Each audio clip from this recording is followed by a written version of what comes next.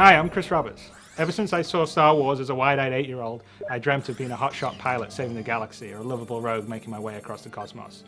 It inspired me to make Wing Commander and has influenced everything I've done since then. 10 years ago, after 20 years of making games, I was burned out, so I took a break, but I never stopped playing games nor loving them. And now, I'm ready to come back, and I'd like to show you something I've been working on. But I don't want to build any old game. I want to build a universe. I want to build a game I always wanted to build, but I didn't have the tools to do until now. One that you can fly off a carrier fighting a heroic war on the front lines, but also one that you can muster out and find your own fortune in the stars wherever your spaceship takes you. I want to be able to share this experience with my friends and fight against real opponents in space, not just AI. And I want this to be as good or better than any other game out there. And I want to actively push the boundaries of what you can do in a game. None of this would have been even possible 2 years ago.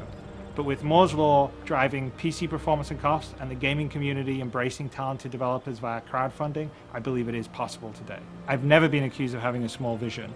And so I thought it was best if I share my ambition with you visually. I'm pretty excited by how it's joined out. So why don't you come join me for a sneak peek?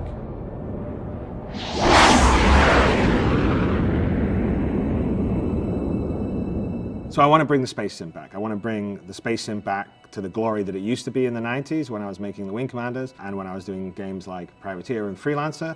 But I want to utilize today's technology. I want to have the power of a cutting-edge PC with a GPU that can push millions of polys, connected to the broadband where you can play with thousands or hundreds of thousands or even millions of other people around the world in a sort of shared immersive experience. And now I think with Star Citizen I really can deliver that. We're going for something that's a little bit different than, say, a traditional MMO, and obviously different than just a single player game. What we're calling is a shared persistent experience. It is actually a combination of the single player experience and the multiplayer experience. Every player in the Star Citizen game is in the same universe. We don't have different shards or worlds, and you have a life, you have a character, you have multiple characters, they have multiple ships, so you have a bigger goal. You're basically going about making your name and fortune in the galaxy.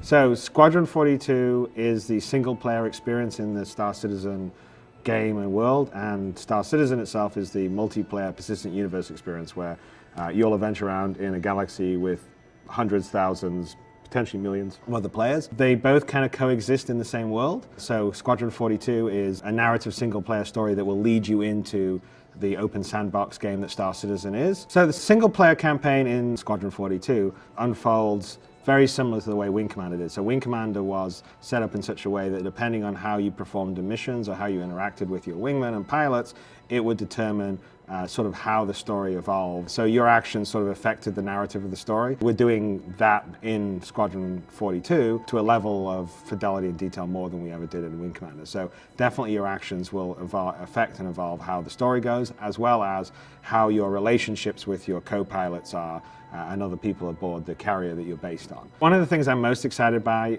on Squadron 42, and one of the things that we're sort of adding to the lexicon of the Wing Commander experience, is that we're enabling cooperative multiplayer in the single player experience. So as long as you're connected online, your friends, say in your friends list that are, you know in the community, you interact with on our website, they can drop in to your game if you want them to and play the roles of the wingman and the missions you're taking and help you achieve your goals and missions. But I just think it adds a whole new dynamic to the narrative in a game like Squadron 42. So I think it will be a really cool feature. If you like Wing Commander as a single player experience, Squadron 42 is like the next generation of that. The ambition and the scope of Star Citizen makes it pretty unique in the fact that I think we're starting with 100 star systems, and each star system can have multiple planets. Each planet can have multiple landing locations, and all of that sort of rendered and built in a completely sort of high fidelity first person viewpoint. So when we're down on the planet, we're running around in first person. We can go into the bar and we see other players or AI characters,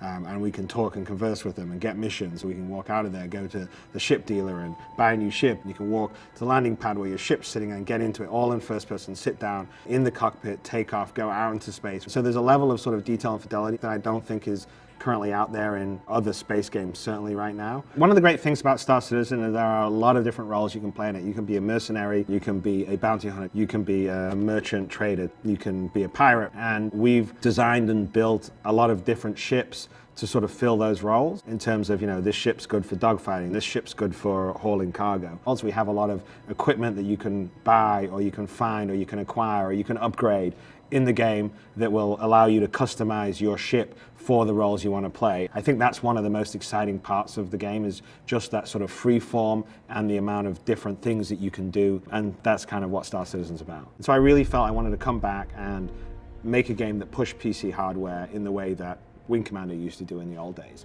Power of today's PCs are going to allow me to do a much more immersive experience than I could ever do back in the 90s when I was making Wing Commander. The level of detail and graphical fidelity will just allow more functionality, a lot more detail in terms of the ships, so we can simulate the systems and the physics in a way that we never could before because we just didn't have the processing power. So we're supporting Oculus Rift, which is this great VR headset. That's the sort of stuff that you just don't see happen frequently sort of in the console world. PC is in my DNA. I think it's the most interesting platform because it's always evolving, it's always challenging you, and it's going to allow us in 3 or 4 or 5 years time to do totally different things with Star Citizen, because the hardware will move along and we can push it even further. If you love space sims, you love PCs, and you feel like this kind of game needs to happen more often, by backing now you're helping it happen. But more importantly to that, if you've ever wondered how games are made, what's happening, by doing it now, you're going to participate in that, you're going to see it. We have multiple updates on our dedicated site, the robertspaceindustries.com site, where we're describing what we're doing this week, how we built this ship, how we built this character, what our thinking is on this game mechanic or that game mechanic. So it's a real sort of insiders, behind the scenes view of the game development process. On top of that, beyond all this stuff I've talked about, we're going to be releasing parts of the game, modules of the game along the way. We're going to release the hangar module that is in August of 2013, and that module will allow you to walk around the ships that you've backed or pledged on the site, in the engine, see what they are, get inside them, check them out. Ultimately, we're going to enable multiplayer where other players can come in and check out your hangar. You can customize your hangar. This is where you'll be able to customize your ships eventually. And then in December, we're going to have the dogfighting module, which will be just standalone dogfighting in space. You can take the ships you have in your hangar and fight against other players, sort of more traditional deathmatch, matchmaking, or against AI, and you can practice and hone your dogfighting skills and give us valuable feedback in the balancing of the ships and the weapons. We can see how many players in one area is fun. So if you want to be playing parts of the game, seeing how the game is developed, having your voice heard and having your feedback, then you should join now rather than wait.